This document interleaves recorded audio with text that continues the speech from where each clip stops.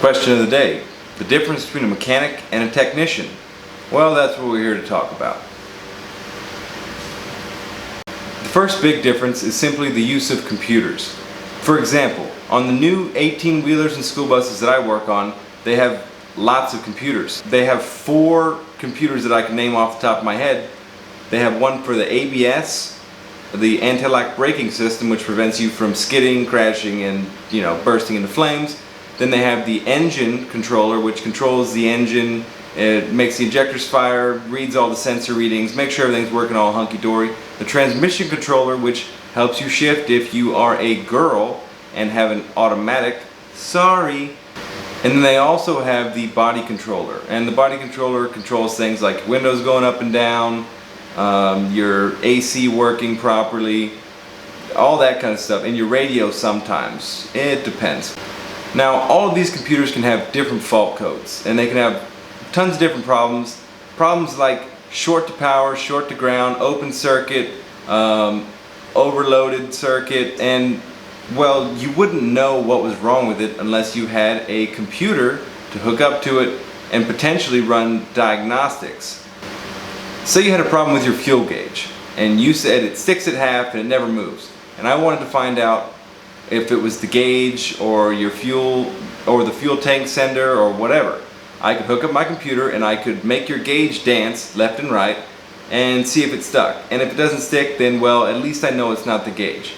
Now, that may not seem like much, but using this program, you can essentially block off half of your problem. You can say, is it a problem with the body controller to the gauge, or is it a problem from the body controller to the tank or the fuel tank sending unit? And then you can kind of determine what the problem is. Now, as a technician such as myself, that's all hunky-dory. As a mechanic that doesn't have access to some of that software, it's not that easy. So there are benefits to having some of this software. It makes a big difference. Both mechanics and technicians will both probably use a computer to look up service information and check fault codes. But I will argue that past that, mechanics can probably hold their own, and technicians such as myself would be pretty well lost without a computer, because there's so much software and so much proprietary testing that I do to verify the issues that I find. Without a computer, I don't know how much I can really get done. The next big difference is the level of specialization. So at, say, a Chevy dealership, if you bring them Ford, you're silly. Well, I mean, it's for anything but an oil change, but if you have an actual problem with your vehicle, it makes more sense to bring your Chevy dealership a Chevy than a Ford. I don't know why people do this. It happens all the time though. And a mechanic shop, on the other hand, they just sometimes will take whatever. They'll have their preference typically, but they most of the time will work on just about whatever you'll give them. And because of this, they develop skills in a wide range of vehicles, and they have a basic understanding of how vehicles work, and they can use this understanding to fix a lot of things. Now, they'll have some specific knowledge on certain pieces and parts and diagnostic processes and things like that, but it's not going to be super in-depth, and it's not going to be dealership level. At the dealership, we're dealing with customers that bought maybe 50, 100 trucks, and these trucks will come in, and well, you'd imagine if these trucks were built back to back in the assembly line that they probably have similar issues whenever they break down. Hopefully not, but well, that's what happens. So whenever you see this coming in and you're working on the same type of vehicle for the 50th day in a row with the same issues, you keep seeing this, and you're gonna be an expert somewhat at this issue by the end of this whole thing. Believe me, I know. I changed fuel pumps for like 2 weeks one time. I did nothing but fuel pumps back to back to back.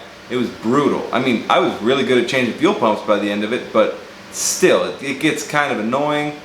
But at the end of all that, if you had to change a fuel pump on my engine that I'm talking about, who else would you call? Like, I'm the guy, you know what I mean? And now if you take that same project to a mechanic shop who had never dealt with it before, well, they have to learn. They have to learn from nowhere too, because no one's going to teach them any of the stuff that we know, because we don't just give that information out. Specialization really comes into play when you're talking about this, because it makes a difference as to how well people know your product whenever you're bringing it to them. And if you want to bring it to an expert and get it fixed right the first time, you can do that. And if you want to give it to a mechanic shop that fixes all makes and models, you might have some problems. And believe me, I've fixed those problems from a mechanic shop that just didn't know what they were getting themselves into. But as soon as it rolls into the shop, guess who knows all about it? This guy. Also, at a mechanic shop, your local mom and pop joint, you're probably going to see some lower labor rates. But those lower labor rates don't necessarily mean a cheaper bill. Because if you are paying for them to figure out how to fix your vehicle and then also fix your vehicle, that could get more expensive. I mean, our rate might be twice as high as theirs. But if it takes them 3 times as long, you're not saving any money, are you?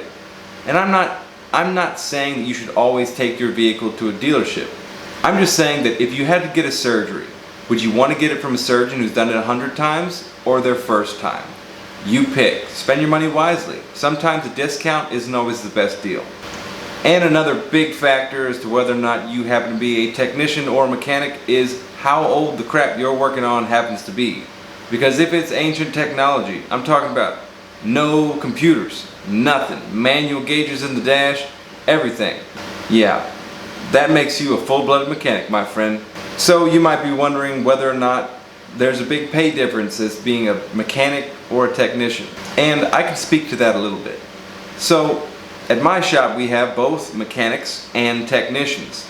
Now that might be a little weird to some of you, but there's different jobs to be done at my dealership. We work on a whole bunch of stuff, and we have lots of customers coming in with some pretty old vehicles, and they want their stuff fixed too, just like everybody else. And not everybody's fixing this old stuff anymore. So the guys that fixed it 20 years ago whenever it was in warranty are still the guys that are fixing it today. So the pay difference doesn't really exist. We get paid the same. Now, we do different jobs a lot of times, but we get paid the same. So some of these guys will change a rear end and it'll take 5 hours. And maybe I'll chase a short in a wire harness for 5 hours. Go figure. We get paid the same. And now it's a different type of work and a different job, like a different vehicle we're working on, but the same pay nonetheless. So we don't have a different little badge on our shirt or whatever that says technician versus mechanic, but I would qualify myself as a technician rather than mechanic if I had to pick. Now that's not to say that there's not a place that has a giant pay differential between a mechanic and a technician. There are some places, such as in the oil field, that do not care if you're super specialized. They want you to change an engine now, and they want you to stay up all night to do it. And they don't want you to go anywhere till it's done. These people don't really care that you're super specialized and working on Mercedes-Benz or Chevy or whatever.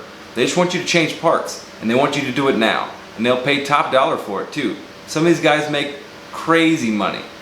And as a technician, there are places, such as some of the high-end dealerships, that also pay some pretty good money. Now, I don't know if it's oil field money, but it's good money. I mean, 6 figures easy. So this has been my commentary as why there's a difference between mechanics and technicians.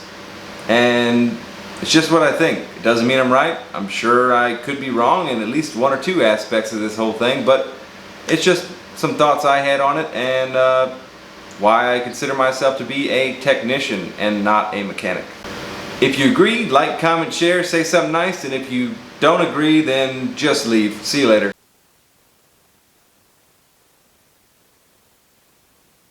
Look at that.